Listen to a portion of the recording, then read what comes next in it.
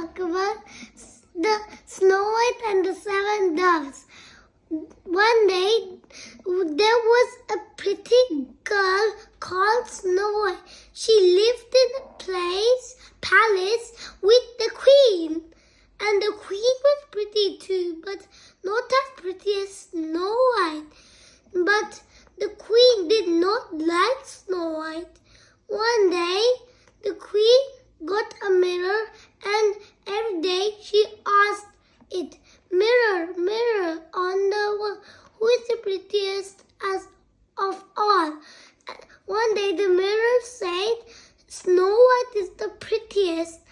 And the queen was very cross. She said, "Take Snow White away." She cried. The hunter took Snow White away into the woods. And he said, "You are too pretty." And the hunter said, "Run and hide." And Snow White ran into the woods. Then she began to get lost. Then she found a path, and she followed the path into the moonlight. Then she could see a little house. And in the little house it was dark and there was no one at home. Inside there was 7 chairs and 7 beds. And Snow White was getting tired. She lay down onto a bed. Then when she woke up, she saw 7 dwarfs. And they say, "Who are you?" they asked. Then they told them her story and began to cry. But the 7 dwarfs said, "Don't be sad," said the 7 dwarfs. "They will look after her." Then every day the dwarfs go for a walk. But Snow White said, "Be careful not to talk to strangers."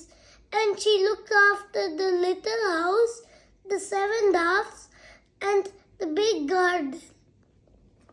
Then the wicked queen visited the little house and into the woods. Then she poisoned the apple, and she